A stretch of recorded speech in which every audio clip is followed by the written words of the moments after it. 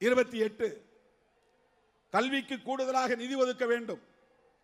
1964ஆம் ஆண்டு கோத்தாரி கமிஷன் உள்நாட்டு மொத்த உற்பத்தியில் 6% கல்விக்கு ஒதுக்க வேண்டும் என்று பரிந்துரை செய்தது.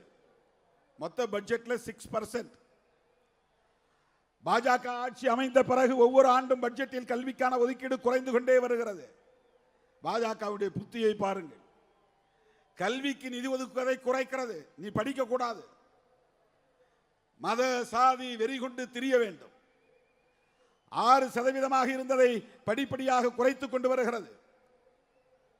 6% ஒதுக்க வேண்டும், ஆனால் குறைவாக ஒதுக்குகிறது. அதையும் குறைத்துக் கொண்டே வருகிறது. 2014-15 அது 2.8 குறைந்தது. அதற்கு அடுத்த ஆண்டில் 2.4 குறைந்தது. 17-18 2.7 மட்டுமே கல்விக்கு ஒதுக்கீடு செய்யப்பட்டது.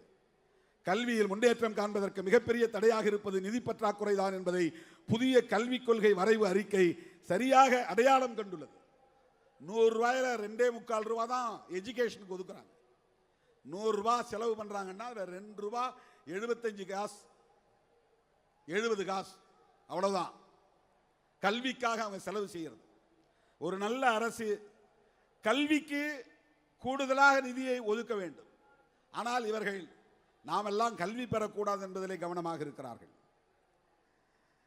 அடுத்த 10 ஆண்டுகளில் கல்விக்கான ஒதுக்கீடு 2 மடங்காக அதிகரிக்கப்படும் என்று இந்த அறிக்கையில் கூறப்பட்டிருந்தாலும் அது எப்படி எட்டப்படும் என்று தெளிவுபடுத்தவில்லை.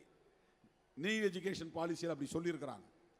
நிதிநிலை அறிக்கையில் ஜிடிபியில் 6 விழுக்காட்டை கல்விக்கு ஒதுக்க வேண்டும் என மைய அரசை இந்த மாநாடு வலியுறுத்துகிறது.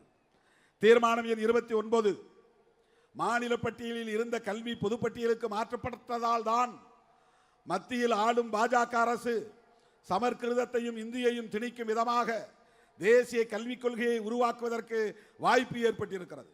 பாஜக ஆட்சியில் கல்வி காவிமயப்படுத்தப்படுகிறது. கல்வி நிறுவனங்கள் திட்டமிட்ட முறையில் சனாதன மையங்களாக மாற்றப்படுகின்றன. கல்வி பொதுப்பட்டியலில் இருப்பதால் தான் நீட் நுழைவுத் தேர்வு நம் மீது திணிக்கப்பட்டுள்ளது. கல்வியை மீண்டும் மாநில பட்டியலுக்கு கொண்டு வருவதுதான் இதற்கு நிரந்தரமான தீர்வாக இருக்க முடியும். உயர் வகுப்பினருக்கே கல்வி என்னும் சனாதன தர்மத்தை நிலைநாட்டுகிற நீட் நுழைவுத் தேர்வை ரத்து செய்ய வேண்டும் எனவும் கல்வியை மீண்டும் மாநில பட்டியலுக்கு கொண்டு வர வேண்டும் எனவும் மத்திய அரசையும் மாநாடு வலியுறுத்துகிறது.